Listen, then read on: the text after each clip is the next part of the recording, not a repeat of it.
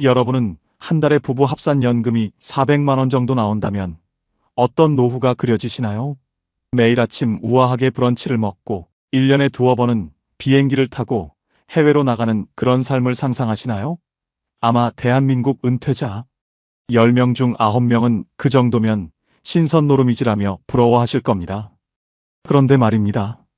지금 제 모습을 보시면 아마 생각이 달라지실 겁니다. 영하의 추위가 몰아치는 밤 10시 반. 저는 지금 동네 편의점의 냉장 쇼케이스 앞에서 1,500원짜리 삼각김밥 2개를 들고 한참을 망설이고 있습니다. 2+1 행사를 하는 컵라면까지 합치면 오늘 제 저녁값은 5,000원을 넘지 않겠죠? 여보, 그냥 그거 사와. 내일 아침까지 때우게.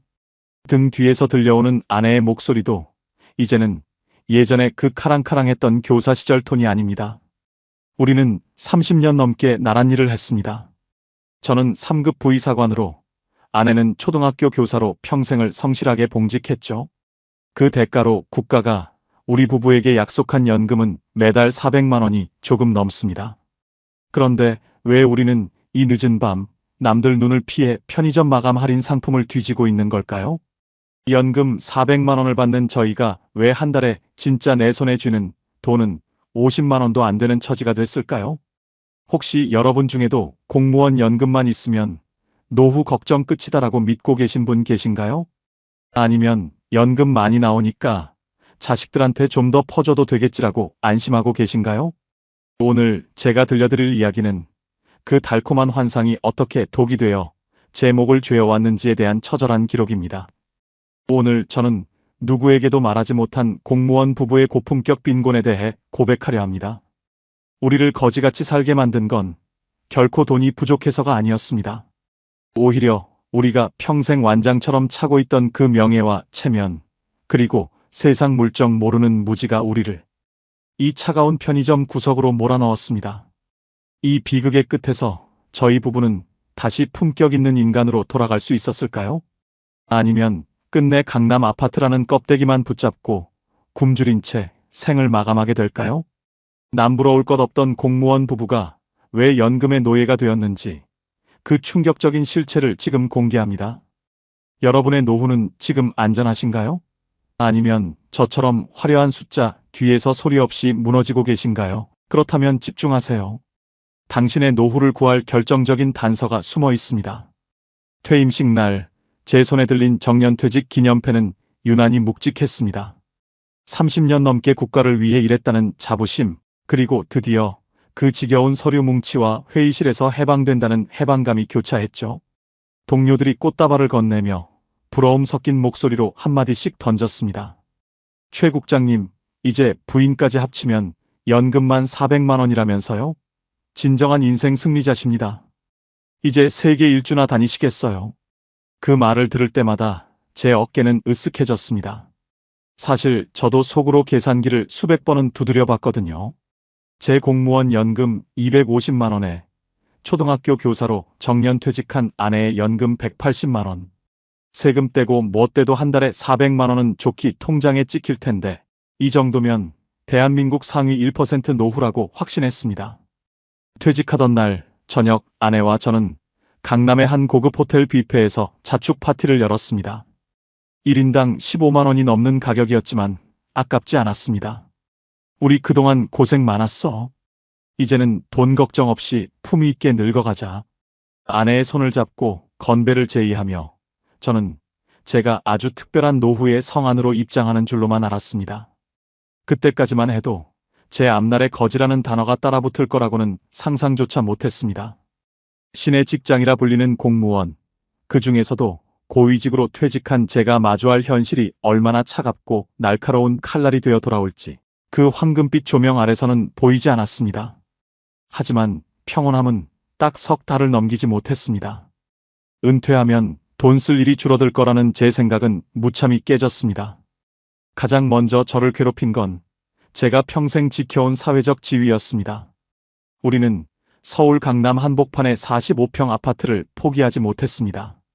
국장까지 지낸 사람이 어디 변두리로 이사를 가? 사람들도 다 눈이 있는데. 아내의 이 한마디에 저는 고개를 끄덕였죠. 하지만 그 아파트를 지키기 위해 매달 내야 하는 관리비와 각종 세금은 연금 400만 원의 숨통을 조이는 첫 번째 밧줄이 되었습니다. 숨만 쉬어도 나가는 관리비가 50만 원. 여기에 30년 넘게 쌓아온 인맥들이 쏟아내는 경조사비는 상상을 초월했습니다. 고위직 출신이라 체면상 5만 원 봉투는 내밀지도 못했습니다. 누가 결혼한다면 20만 원, 부모님 상사라면 30만 원. 한 달에 경조사 서너 번만 겹쳐도 연금의 4분의 1이 흔적도 없이 사라졌습니다. 여보, 오늘도 봉투만 3개야. 이거 어떡해? 식탁에 쌓이는 청첩장을 보며 아내가 한숨을 내쉬었습니다. 그런데 말입니다. 문제는 여기서 끝이 아니었습니다. 우리가 공무원으로 살면서 가졌던 그 엘리트 의식이 정작 시장 물가는 전혀 모르는 세상, 물정 모르는 아이로 우리를 만들고 있었습니다. 백화점이 아니면 옷을 사지 못하고 동네 시장보다는 비싼 유기농 마트를 고집하던 생활 습관, 연금 400만 원이면 충분할 줄 알았던 돈은 우리가 세운 품격의 장벽을 넘지 못하고 매달 허덕였습니다. 돈이 없는 게 아니라 우리가 만든 그 체면의 감옥이 너무 비쌌던 겁니다. 막상 첫 연금을 받아보니 생각처럼 쉽지 않았어요. 분명 계산상으로는 400만 원이 넘어야 하는데 통장에 실제로 찍히는 숫자는 제 예상과 사뭇 달랐습니다. 알고 보니 공무원 연금은 국민연금과 달랐습니다. 연금 소득에 대해서도 꼬박꼬박 소득세가 원천징수되어 나갔고 무엇보다 가장 무서운 건 건강보험료였습니다. 부부 합산연금이 2천만 원을 넘어가니 우리는 아들의 피부양자 자격에서 칼같이 탈락했습니다. 아니, 내가 평생 세금을 얼마나 냈는데 건강보험료로 40만 원을 또 떼어가? 건강보험공단 고지서를 들고 저는 분노했습니다. 집 한 채 있고 연금이 400만 원이라는 이유로 국가는 제 돈을 공적소득으로 간주해 가장 높은 구간의 보험료를 매겼습니다. 연금 400만 원 중 세금과 건보료로만 100만 원 가까이 뜯기고 나니 실제 우리 손에 쥐어지는 돈은 300만 원 남짓이었습니다. 직접 겪어본 사람만 할 수 있는 말인데요. 완장은 퇴직과 동시에 반납하지만 그 완장을 차고 살던 버릇은 죽을 때까지 안 고쳐지더라고요. 그 300만 원으로 강남 아파트 관리비를 내고 품위 유지비를 쓰고 자식들 뒷바라지까지 하려니 우리 부부의 삶은 급속도로 무너지기 시작했습니다. 나중에 알았는데요. 그때까지만 해도 괜찮은 척했던 건 제 마지막 자존심이었습니다. 하지만 통장 잔고가 10만 원 밑으로 떨어지던 그날, 저는 평생 입지도 않던 후줄근한 잠바를 걸치고 처음으로 편의점 도시락 코너 앞에 섰습니다. 연금 400만 원 받는 전직 국장이 5천 원짜리 도시락 앞에서 벌벌 떠는 진짜 거지가 된 겁니다. 도대체 무엇이 잘못된 걸까요? 왜 우리는 남들이 그토록 부러워하는 황금, 연금을 받고도 이렇게 비참한 삶을 살게 된 걸까요? 순간 마음이 철렁했습니다. 우리의 고통은 이제 시작에 불과했습니다. 우리가 그토록 애지중지 키웠던 자식이라는 변수가 우리 부부의 남은 연금마저 통째로 삼키기 위해 입을 벌리고 기다리고 있었거든요. 퇴직 후 첫 번째로 연금이 입금되던 날을 기억합니다. 아침 9시 반.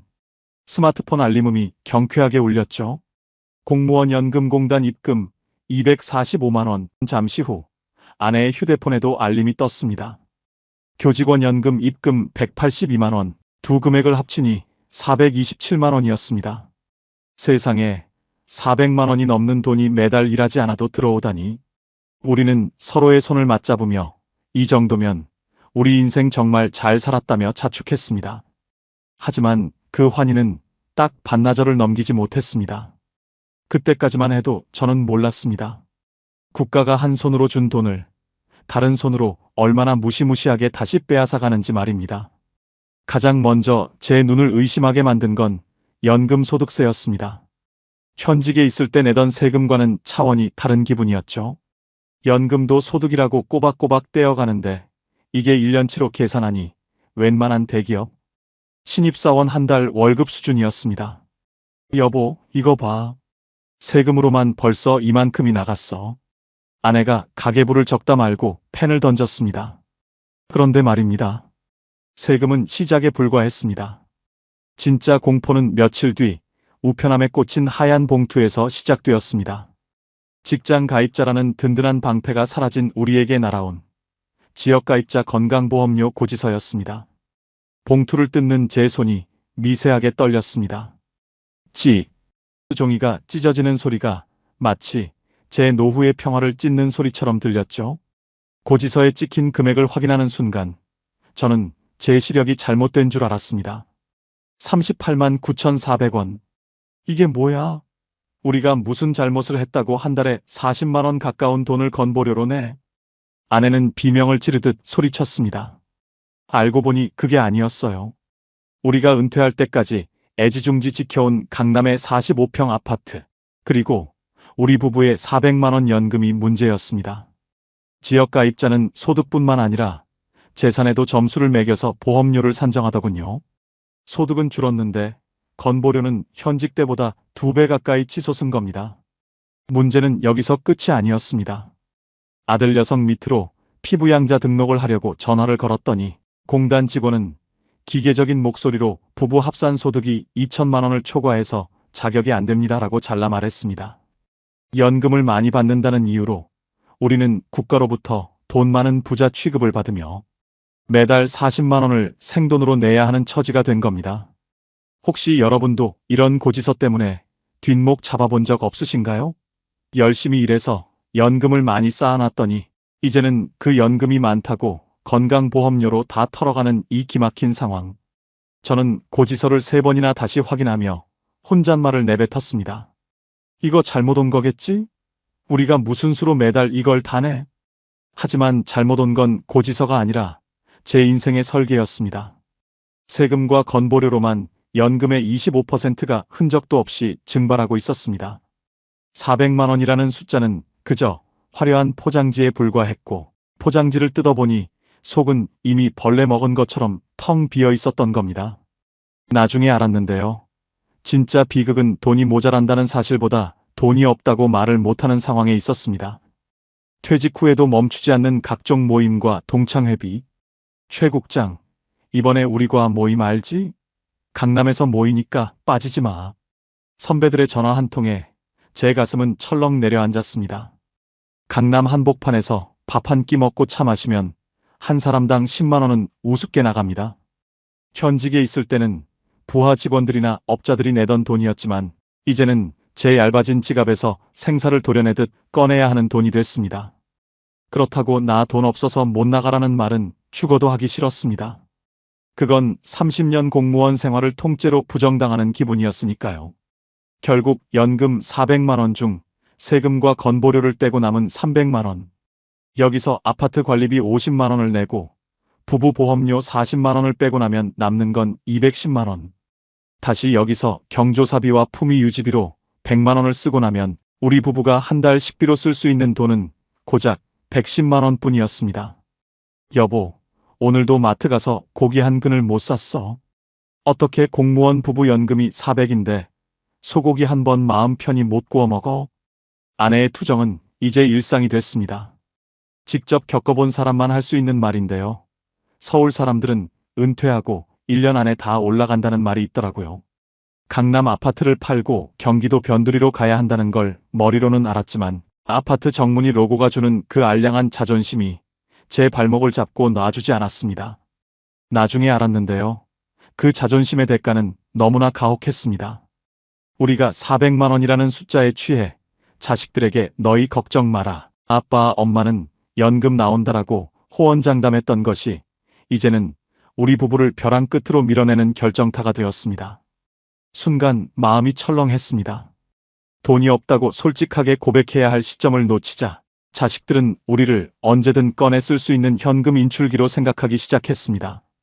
자식이라는 이름에 거대한 밑 빠진 독이 우리 부부의 마지막 생명줄인 연금을 통째로 삼키기 위해 입을 벌리고 다가오고 있었던 겁니다. 솔직히 포기하고 싶었습니다. 남들이 부러워하는 400만 원의 연금. 그것이 우리 부부를 거지같이 살게 만드는 창살 없는 감옥이 될 줄이야. 은퇴식 날. 꽃다발을 받던 그때는 꿈에도 몰랐습니다. 과연 저는 이 퍼가요의 지옥에서 탈출할 수 있었을까요? 그리고 자식들이 내미는 그 뻔뻔한 손길을 저는 어떻게 뿌리쳐야만 했을까요? 퇴직 후 1년째 되던 어느 일요일 오후였습니다. 평소엔 안부 전화 한 통 없던 아들 녀석이 며느리와 손주까지 데리고 불쑥 찾아왔습니다. 아내는 오랜만에 손주 본다며 들떠서 며칠 전부터 장을 보고 소갈비를 재우고 분주하게 움직였죠. 저도 내심 반가웠습니다. 그래도 자식 농사는 잘 지었지 하는 자부심이 있었거든요. 아들은 서울의 유명 대학을 나와 전문직 시험을 준비하고 있었습니다. 지금까지 들어간 학비와 생활비만 해도 강남 아파트 한 채 값은 좋게 될 겁니다. 식사를 마치고 과일을 깎을 때쯤 아들이 머뭇거리며 본론을 꺼냈습니다. 아버지, 실은 제가 이번에 사무실을 좀 크게 내보려고 하는데 보증금이 한 1억 원 정도 모자라서요. 은행 대출은 이미 꽉 찼고 아버지는 연금도 매달 400만 원이나 나오시니까 조금만 도와주시면 안 될까요? 순간 사과를 깎던 아내의 손이 멈췄습니다. 저는 당황해서 입술을 달싹였죠. 연금 400만 원. 밖에서 보기엔 어마어마한 부자 같겠지만 세금 떼고 건보료 내고 관리비 내면 우리 손에 남는 건 쥐꼬리만 한 돈이었습니다. 아들아, 나도 퇴직하고 나니까 예전 같지가 않다. 나가는 돈이 생각보다 너무 많아서. 제 말이 끝나기도 전에 아들의 표정이 굳어졌습니다. 에이, 아버님. 저희 주변 공무원 퇴직하신 분들 보면 다들 여유 있게 사시던데요. 저희가 남도 아니고 손주 녀석 교육비도 만만치 않은 거 아시잖아요. 옆에서 듣던 며느리까지 거들었습니다. 아버님, 요즘 강남에서는 애들 영어 유치원 안 보내면 바보 소리 들어요. 저희도 오죽 답답하면 여기까지 와서 이런 말씀 드리겠어요. 그때까지만 해도 저는 몰랐습니다. 자식들에게 우리는 연금 나오니까 걱정 말라고 했던 그 호기로운 한마디가 자식들에게는 우리 부모님은 언제든 꺼내 쓸 수 있는 화수분이라는 오해를 심어줬다는 사실을요.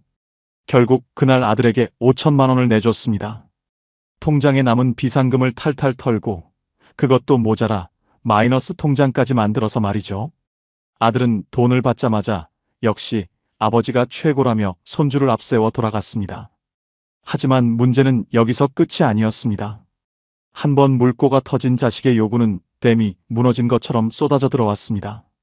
아버지, 이번 달 손주 학원비가 좀 밀렸는데 50만 원만 보내주세요. 아버님, 이번에 차를 좀 바꿔야 할 것 같은데 리스비가 부담스럽네요. 알고 보니 그게 아니었어요. 자식들은 우리 부부의 연금 400만 원을 우리의 노후 자금이 아니라 자기들의 비상금으로 생각하고 있었습니다. 우리가 30년 넘게 나라실하며 쌓아온 명예의 대가가 정작 우리 입으로 들어가는 밥이 아니라 자식들의 허영심을 채우는 사료가 되고 있었던 겁니다. 여보, 오늘도 아들한테 연락 왔어. 100만 원만 보내달래. 아내가 가계부를 적다 말고 울음을 터뜨렸습니다. 연금 400만 원 중 세금과 건보료로 100만 원이 나가고 아파트 관리비와 우리 부부 보험료로 100만 원이 나갑니다.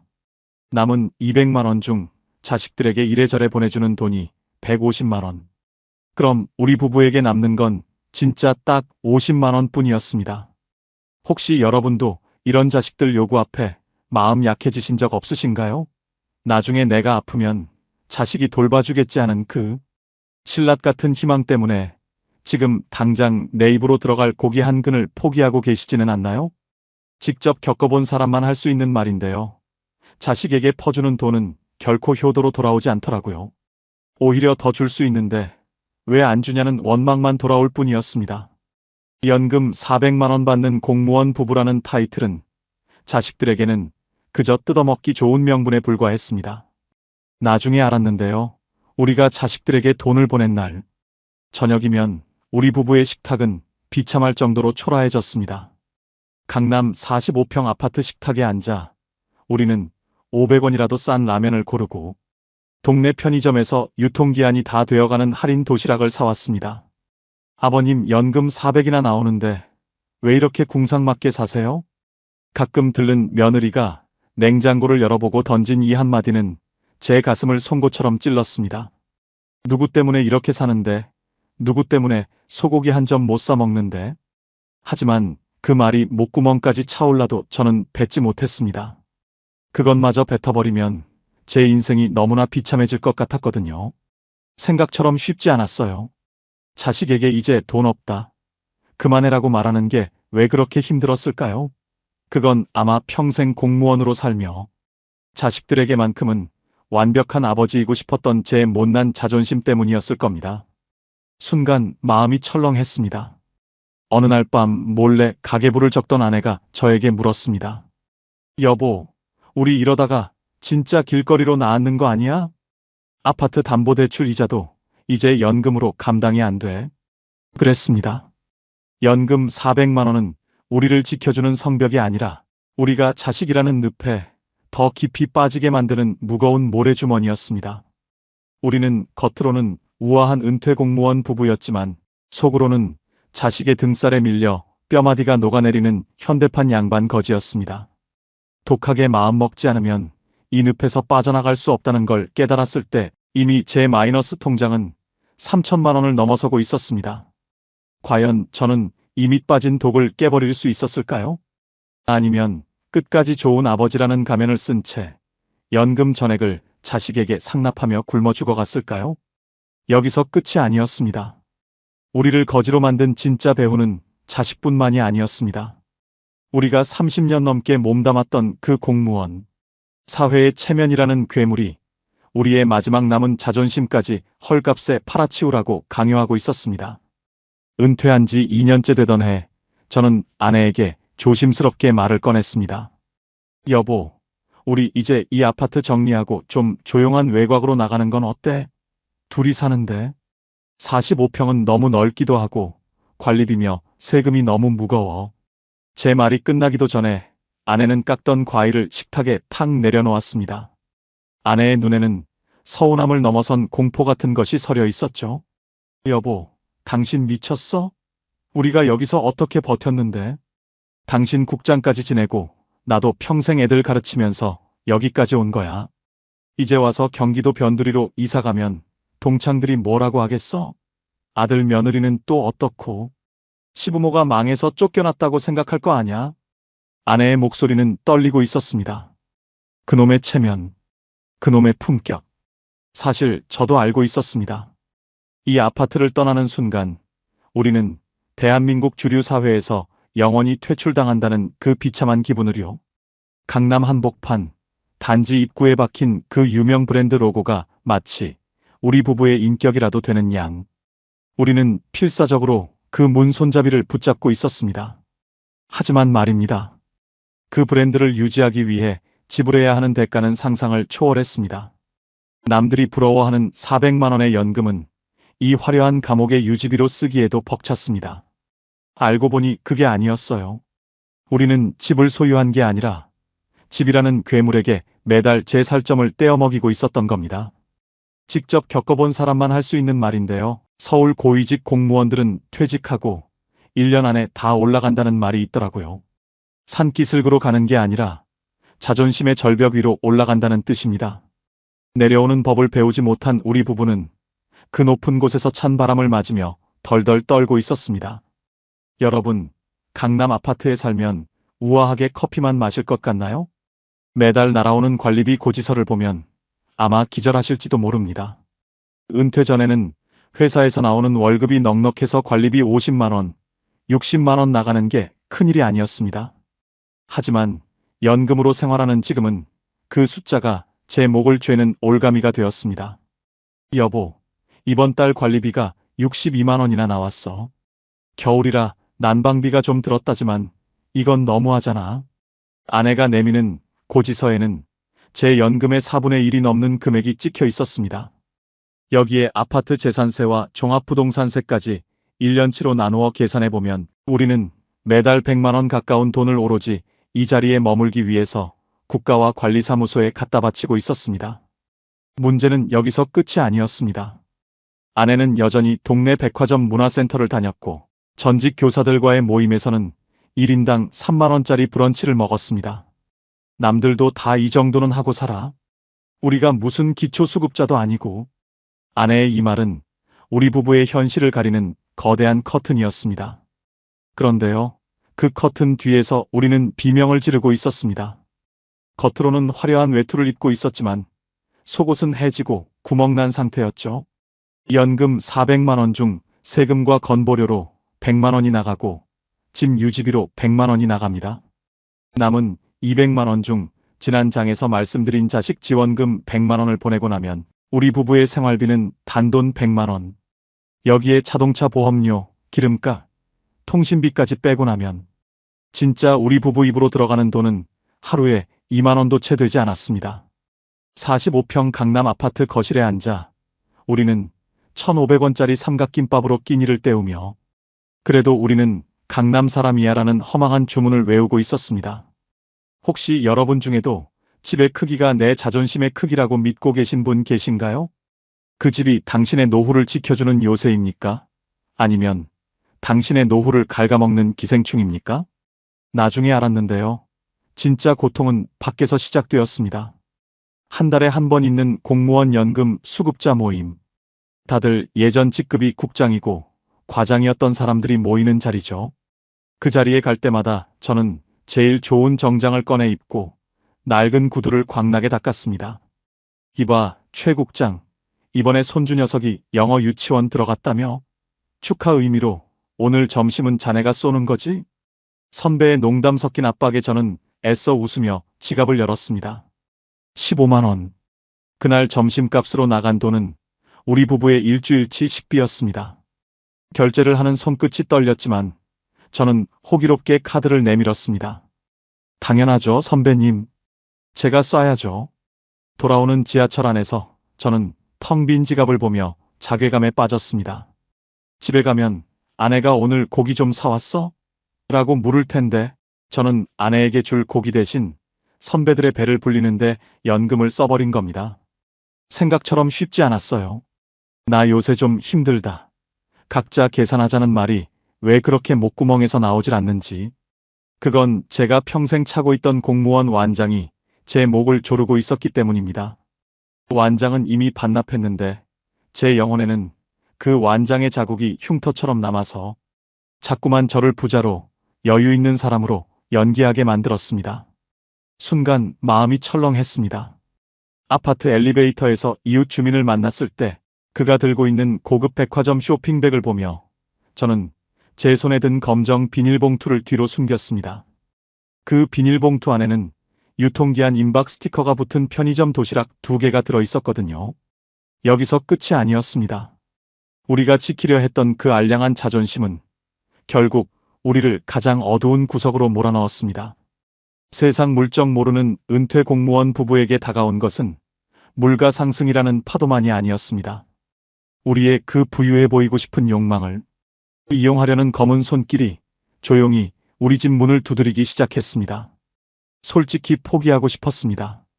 강남 한복판에서 거지처럼 사느니 차라리 아무도 모르는 곳으로 도망가서 마음 편히 칼국수 한 그릇 사 먹고 싶었습니다. 하지만 그 선택을 하기엔 우리는 이미 너무 멀리 와버렸습니다. 여러분, 혹시 이런 분 계세요? 주변 시선 때문에 혹은 자식들 볼 면목 때문에 말도 안 되는 고정비를 감당하며 하루하루 말라가고 계신 분 말입니다. 그 품격 유지비가 사실은 당신의 노후를 장래 지내고 있다는 사실을 여러분은 언제쯤 인정하실 건가요? 제가 이 비참한 연극을 끝내기 위해 시도했던 하지만 결과적으로 우리 부부를 더 큰 나락으로 떨어뜨렸던 치명적인 투자 실패와 그 배후의 정체에 대해 말씀드리겠습니다. 이것만으론 부족했습니다. 품격을 지키기 위해 돈이 더 필요했던 저는 절대로 건드려서는 안 될 금단의 열매에 손을 대고 말았습니다. 연금 400만 원을 받으면서도 편의점 도시락으로 끼니를 때우던 그 비참한 생활이 1년째 이어지자 저는 조급해졌습니다. 자식에게는 퍼줘야 하고 강남 아파트 체면은 지켜야 하는데 나가는 돈은 끝이 없었죠. 그때 제 메마른 논바닥 같은 일상에 달콤한 빗물 같은 제안이 하나 찾아왔습니다.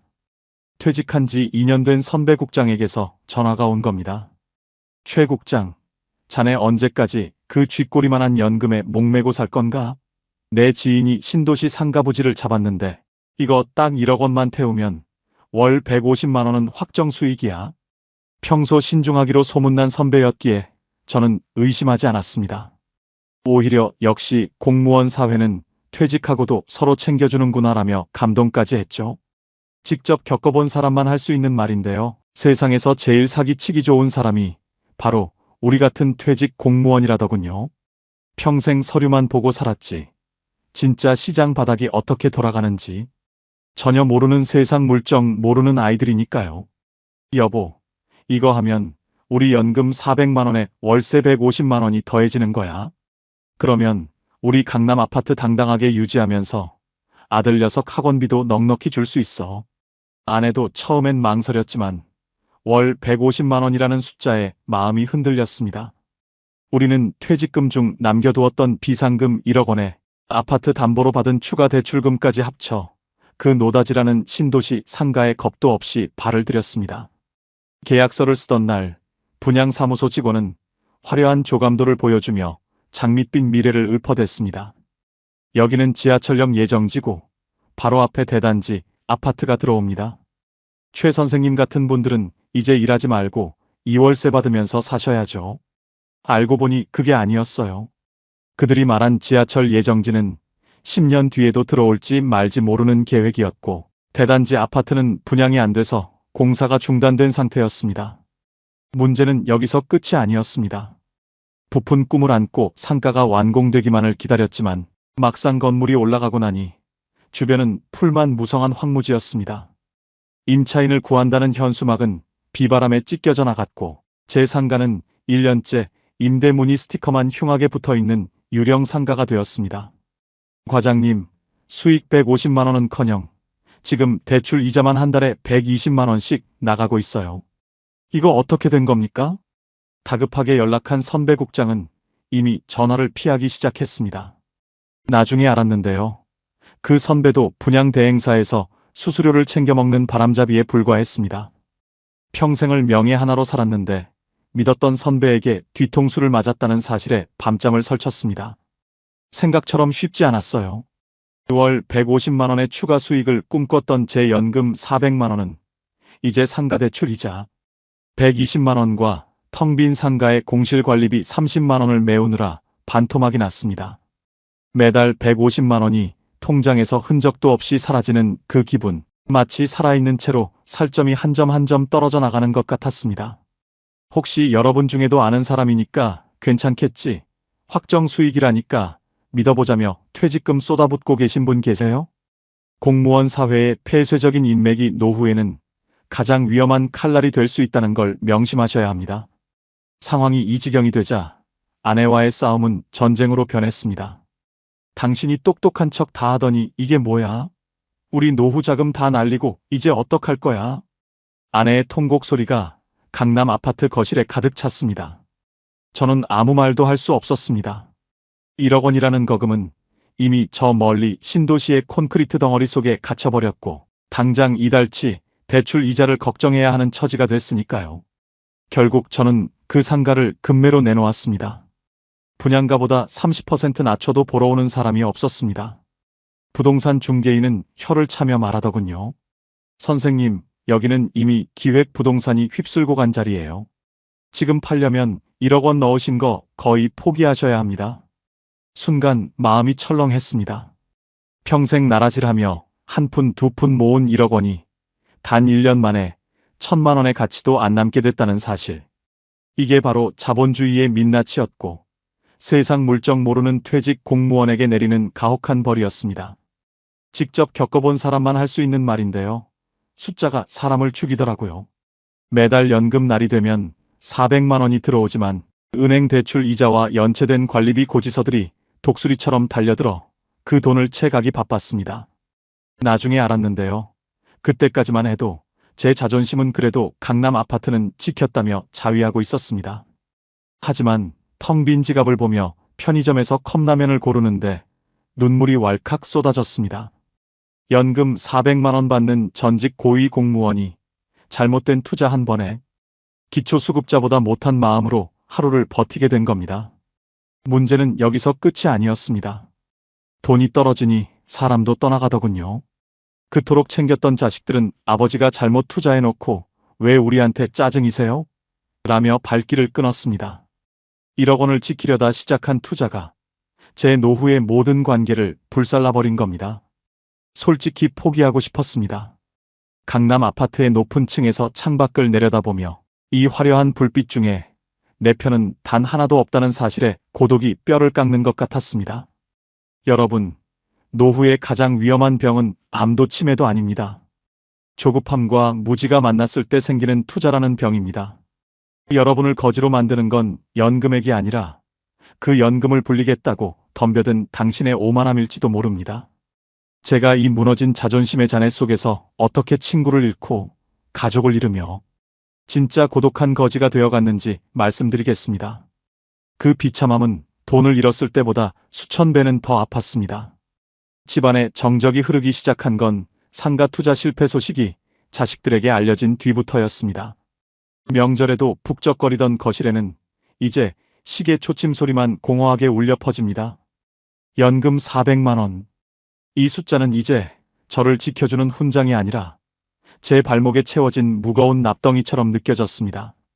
어느 날 예전 부하 직원이었던 김 과장에게서 연락이 왔습니다. 국장님, 이번에 저희 동기들끼리 조촐하게 모임 한번 하려고 하는데 국장님 모셔야죠. 강남 쪽 괜찮은 일식집 예약해 두겠습니다. 평소 같으면 기분 좋게 나갔을 자리입니다. 하지만 전화를 끊고 난 뒤 제가 가장 먼저 한 일은 반가움의 미소가 아니라 통장 앱을 켜 잔고를 확인하는 것이었습니다. 마이너스 통장 한도는 이미 턱 끝까지 차올랐고 이번 달 남은 돈은 단돈 15만 원. 일식집에서 제가 술 한 번 쏘고 나면 다음 주 식비조차 없는 처지였습니다. 김 과장, 내가 요즘 몸이 좀 안 좋아서 말이야.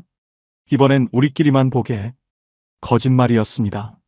몸이 아픈 게 아니라 지갑이 아팠고 지갑보다 더 아픈 건 제 무너진 자존심이었습니다. 알고 보니 그게 아니었어요. 후배들은 연금 400만 원이나 받는 국장님이 왜 안 나오실까 하며 뒤에서 수군댔을 겁니다. 돈 벌어서 다 어디에 숨겨두셨나 하는 오해가 비수가 되어 제 등에 꽂혔습니다.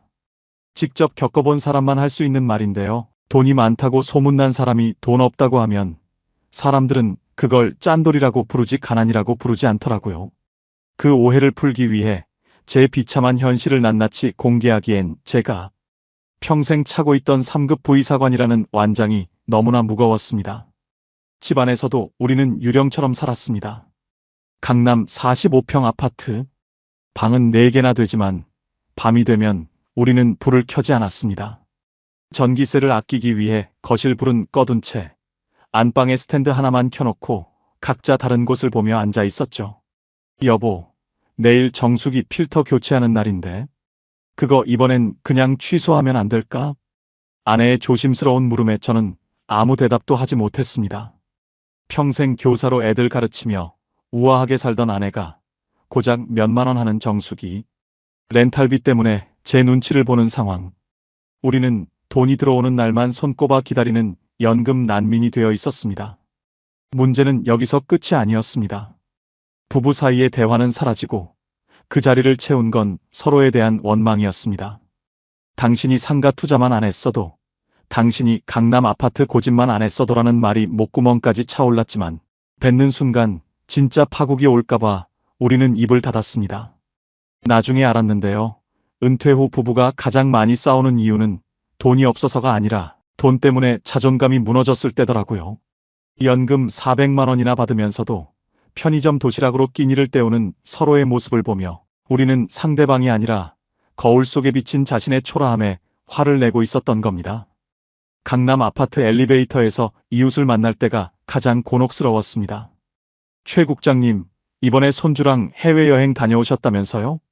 대충 얼버무리며 내리는 제 손에는 마트 할인 코너에서 산 50% 세일 두부가 들려 있었습니다. 혹여나 이웃이 볼까봐 검은 비닐봉지를 뒤로 숨기며 저는 제가 이 화려한 아파트의 진짜 주인이 아니라 기생하는 벌레처럼 느껴졌습니다. 가장 뼈아픈 건 자식들과의 관계였습니다. 아들에게 전세금 5천만 원을 빌려준 뒤로 아들은 제가 당연히 그 정도 여유는 있는 줄 알았습니다. 가끔 전화가 올 때마다 아들은 아버지, 연금 400만 원이면 저희보다 훨씬 많으신데 뭘 그렇게 아끼세요? 라고 말하곤 했습니다. 그때까지만 해도 괜찮았습니다. 하지만 제가 상가 투자 실패로 힘들다는 이야기를 조심스럽게 꺼냈을 때 돌아온 반응은 충격적이었습니다. 아니, 국장까지 하신 분이 그런 사기를 당하면 어떡해요? 저희도 지금 대출 이자 때문에 죽겠는데 아버지까지 이러시면 저희는 어쩌라고요? 도움은커녕 짐 취급받는 순간 제 심장은 무너져 내렸습니다. 나중에 알았는데요. 자식들에게 비치는 부모의 연금은 부모의 생명줄이 아니라 자식들의 안전판이었습니다. 안전판이 흔들리니 자식들은 자기들의 미래가 걱정되어 오히려 화를 낸 것이었죠. 여기서 중요한 게 있어요. 우리는 자식들에게 가난을 들키지 않으려 거짓말을 했고 그 거짓말은 고립이라는 독이 되어 돌아왔습니다. 연금 400만 원이라는 껍데기를 지키느라 속이 썩어 문드러지는 줄도 모르고 우리는 세상에서 가장 화려한 옷을 입은 채 굶어 죽어가는 고독한 거지가 되어버린 겁니다. 솔직히 포기하고 싶었습니다. 아침에 눈을 뜨면 오늘 하루는 또 어떻게 돈 안 쓰고 버티나 하는 걱정부터 하는 삶. 밖으로는 연금 400만 원 받는 성공한 노인으로 보이지만 안으로는 고작 만 원에 벌벌 떠는 초라한 노인인 이 이중생활이 저를 미치게 만들었습니다. 여러분, 혹시 여러분도 저처럼 남들의 시선 때문에 스스로를 고립시키고 계시지는 않나요? 연금 액수가 여러분의 인격이라 생각하며 그 숫자를 지키느라 사람들을 피하고 계시지는 않은지 말입니다. 순간 마음이 철렁했습니다. 이대로 살다간 돈을 다 쓰기도 전에 제가 먼저 고독사 하겠다는 공포가 밀려왔습니다. 제 아내는 이미 우울증 약을 먹기 시작했고 저는 동네 산책조차 아는 사람 만날까봐 두려워 밤에만 나가는 처지가 됐습니다. 도대체 우리를 이렇게 만든 진짜 범인은 누구였을까요? 상가 사기를 친 선배 국장일까요? 돈만 아는 자식들일까요? 아니면 강남 아파트일까요? 제가 이 모든 고립의 고리를 끊어내기 위해 발견한 노후를 진짜 무너뜨린 정체인 이것에 대해 말씀드리겠습니다. 이걸 깨닫지 못하면 연금이 1000만 원이 나와도 여러분은 영원히 거지로 살게 될 겁니다. 비가 억수같이 쏟아지던 어느 화요일 오후였습니다. 은행에서 문자 한 통이 왔습니다. 제 마이너스 통장 대출 연장이 거절되었다는 통보였죠. 퇴직 후에도 3급 부의사관 직함이면 은행 문턱이 여전히 낮을 줄 알았는데 실질 소득이 없고 부채 비율이 높다는 이유로 금융기관은 저를 차갑게 밀어냈습니다. 집으로 돌아와 거실 소파에 멍하니 앉아 있는데 아내가 식탁 위에 낡은 가계부 한 권을 올려놓았습니다. 30년 넘게 가계부를 써온 아내의 손가락 마디마디가 오늘따라 유난히 굵어 보였습니다. 여보, 우리 지난달에 연금 430만 원 들어왔어. 근데 이 가계부 좀 봐. 우리 손에 남은 게 얼마인지. 아내가 가리킨 숫자들 사이에는 빨간색 펜으로 빚금이 쳐져 있었습니다. 세금과 건강보험료 95만 원, 아파트 관리비와 종부세 할부금 80만 원, 상가대출 이자 120만 원, 우리 부부의 최소한의 통신비와 보험료 45만 원. 이미 여기서 340만 원이 증발했습니다. 여기에 아들 내 손주 학원비 50만 원을 보내고 나니 우리 부부가 한 달간 먹고 자는데 쓸 수 있는 돈은 고작 40만 원 뿐이었습니다. 알고 보니 그게 아니었어요. 우리는 연금 400만 원을 받는 부자가 아니라 400만 원이라는 돈을 수거해서 국가와 은행, 자식에게 배달해주는 무료 배달원이었습니다. 문제는 그 다음이었어요. 우리가 이 굴레를 3년 동안이나 버티면서도 왜 아무런 조치도 취하지 못했을까? 무엇이 우리 부부의 눈과 귀를 가리고 이 늪으로 끌고 들어왔을까? 저는 그날 밤 뜬 눈으로 밤을 지새우며 제 인생의 장부를 처음부터 다시 훑어내려갔습니다. 혹시 여러분도 이런 서류 때문에 당황하신 적 없으신가요? 저는 다음 날 평소 알고 지내던 자산관리 전문가를 찾아갔습니다. 그는 제 장부를 한참 보더니 아주 뼈아픈 한마디를 던졌습니다. 최 국장님, 국장님을 거지로 만든 건 돈이 아니라 국장님이 아직도 차고 계신 그 공무원 완장입니다. 순간 얼굴이 화끈거렸습니다. 그가 말하는 완장은 실제 직함이 아니었습니다. 평생 국가가 월급을 책임져주고 정해진 날짜에 돈이 들어오는 것에 익숙해져서 돈의 흐름을 설계할 줄 모르는 안일함이 진짜 문제였습니다. 현직에 있을 때의 체면을 유지하기 위해 강남 45평 아파트에 매달 80만 원의 세금과 유지비를 쏟아붓는 것. 자식에게 아버지는 연금 나오니까 괜찮다며 무리하게 지원하는 그 근거 없는 자신감. 생각과 달랐어요. 연금 400만 원은 우리를 지켜주는 요새가 아니라 우리가 변화하지 않아도 된다는 착각을 심어주는 마약이었습니다. 우리를 무너뜨린 진짜 정체는 바로 체면이라는 이름의 과시욕과 캐시플로우 현금 흐름에 대한 무지였습니다. 우리 부부를 거지로 만든 건 연금액이 아니라 돈을 묶어둔 방식이었습니다. 우리는 자산을 덩어리로만 생각했습니다. 강남 아파트라는 덩어리, 상가라는 덩어리. 하지만 노후에 진짜 필요한 건 그 덩어리가 아니라 매달 내 입으로 들어갈 밥값을 확보하는 유연함이었습니다. 세금 설계도 하지 않고 건보료 산정 방식도 공부하지 않은 채 나라가 알아서 해주겠지라고 믿었던 그 순진한 공무원 마인드가 우리를 사지로 몰아넣었습니다. 직접 겪어본 사람만 할 수 있는 말인데요. 서울 고위 공무원들은 1년 안에 다 올라간다고들 하죠. 산이 아니라 자존심의 절벽으로요. 그 절벽에서 뛰어내릴 용기가 없어서 우리는 매달 400만 원을 손에 쥐고도 편의점 도시락으로 연명하고 있었던 겁니다. 나중에 알았는데요. 해결책은 아주 가까운 곳에 있었습니다. 그것은 바로 인정하는 것이었습니다. 내가 더 이상 3급 부의사관 최국장이 아니라는 사실, 우리 부부가 더 이상 강남 아파트의 주인이 아니라 그 아파트의 노예라는 사실을 인정하는 순간 막혔던 혈관이 뚫리듯 해결책이 보이기 시작했습니다. 여보, 우리 이 완장 이제 그만 벗자. 그날 저녁 저는 아내의 손을 잡고 처음으로 솔직하게 말했습니다. 강남 아파트를 팔고 경기도 변두리로 나가자고. 아파트 판 돈으로 대출금과 상가 손실을 모두 메우고 남은 돈은 연금형 자산으로 돌려서 국가가 주는 연금 말고 진짜 우리가 마음대로 쓸 수 있는 우리만의 돈을 만들자고 말입니다. 아내의 눈에서 눈물이 주르륵 흘렀습니다. 그건 상실의 눈물이 아니라 3년 동안 우리를 짓눌러온 품격이라는 이름의 창살에서 벗어나는 안도의 눈물이었습니다. 우리는 그날 밤 처음으로 편의점 도시락이 아닌 집밥을 차려 먹었습니다. 비록 소박한 나물 반찬뿐이었지만 그 어떤 호텔 뷔페보다 달고 맛있었습니다. 문제는 여기서 끝이 아니었습니다. 우리가 변하기로 결심하자 그토록 당당하게 손을 내밀던 자식들의 반응이 달라졌습니다. 아버지, 이제 저희 지원 못 해줍니다. 우리도 우리 살 길 찾아야겠어요. 이 선언을 하는데 3년이 걸렸습니다. 자식들에게 나쁜 부모가 될 용기를 내자 비로소 우리의 노후가 숨을 쉬기 시작했습니다. 혹시 여러분도 내가 왕년에 어떤 사람이었는데 라는 생각 때문에 오늘의 비참함을 견디고 계시지는 않나요? 그 완장이 여러분의 노후를 장래 지내고 있다는 사실을 여러분은 언제쯤 인정하시겠습니까? 순간 마음이 철렁했습니다. 만약 우리가 이 결정을 조금만 더 늦췄더라면 우리는 아마 상가 경매 고지서를 들고 길거리로 나앉았을지도 모릅니다. 연금 400만 원이라는 화려한 수식어에 속아 진짜 인생을 잃어버릴 뻔한 기적 같은 탈출이었습니다. 과연 저희 부부는 강남을 떠나 진정한 평온을 찾았을까요? 그리고 완장을 벗어던진 저희 부부의 통장은 어떻게 다시 살아났을까요? 저희 부부의 새로운 인생 장부와 연금 400만 원을 진짜 내 돈으로 만드는 현실적인 기술에 대해 말씀드리겠습니다. 이제 진짜 평온한 노후가 시작됩니다. 강남 45평 아파트를 떠나던 날 이삿짐 트럭은 생각보다 단출했습니다.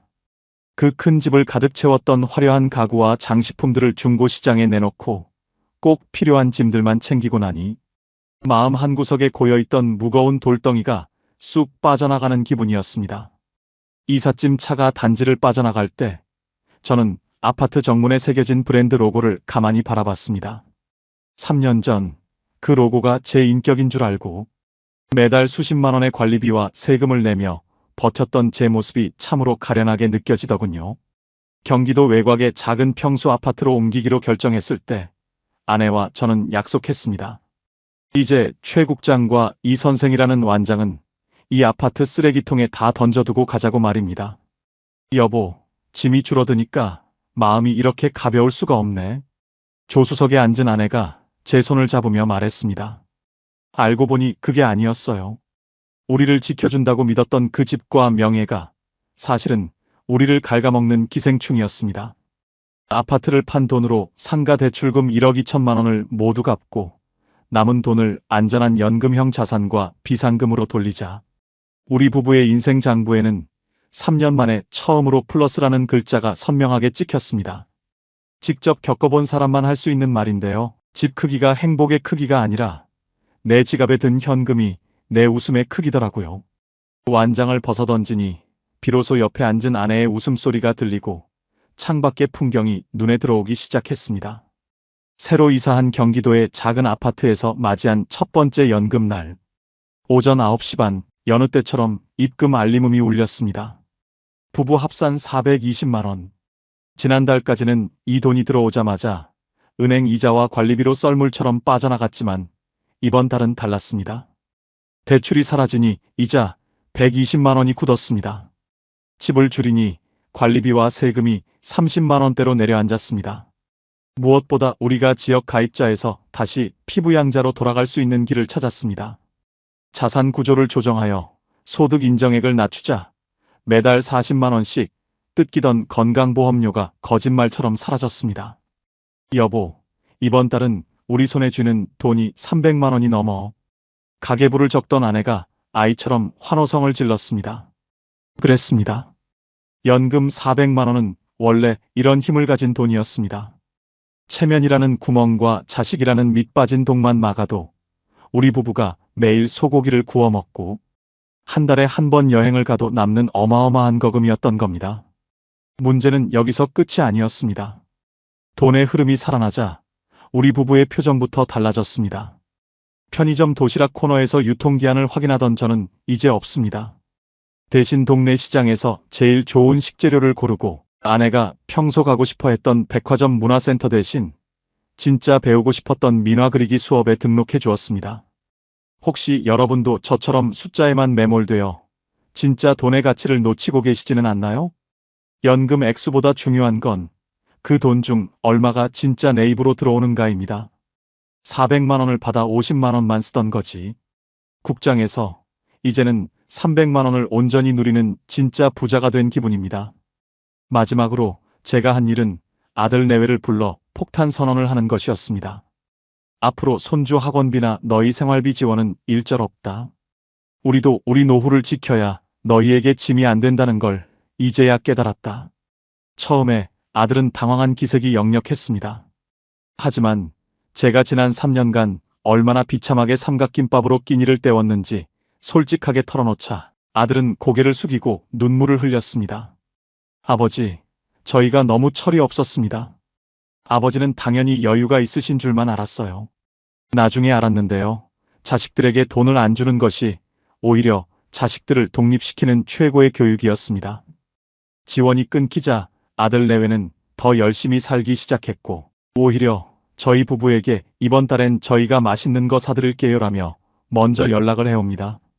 돈으로 샀던 가짜 효도가 아니라 진심 어린 존경이 담긴 목소리가 수화기 너머로 들려왔습니다. 아내 눈을 못 마주치겠더라고요. 3년 전 돈 때문에 아내를 고생시키던 그 시절에 저에게 해주고 싶은 말입니다. 체면보다 사랑이 먼저고 완장보다 평온이 먼저라는 사실을요. 여러분, 연금 400만 원 받는 공무원 부부도 마음을 잘못 먹으면 거지처럼 살 수 있습니다. 하지만 완장을 벗고 세상을 정면으로 바라보면 그 돈은 여러분을 신선으로 만들어줄 날개가 됩니다. 노후를 무너뜨리는 건 돈의 부족함이 아니라 과거의 영광을 놓지 못하는 여러분의 낡은 마음입니다. 오늘 제 이야기가 여러분의 가계부를 다시 쓰는 계기가 되길 바랍니다. 여러분의 노후는 숫자로 기억되는 것이 아니라 오늘 하루 당신이 지은 미소로 기록됩니다. 치킨 한 마리를 시키며 행복해하던 그 초심으로 돌아가십시오. 그곳에 진짜 노후의 정답이 있습니다. 긴 시간 제 부끄러운 고백을 들어주셔서 감사합니다. 여러분의 노후가 껍데기만 화려한 감옥이 아닌 소박하지만 따뜻한 안식처가 되길 진심으로 응원합니다. 도움이 되셨다면 주변 분들께 이 사연을 공유해 주세요. 누군가의 무너져가는 노후를 구하는 귀한 선물이 될 것입니다. 구독과 좋아요는 다음 사연을 준비하는 데 큰 힘이 됩니다. 오늘도 평안하고 따뜻한 밤 되십시오.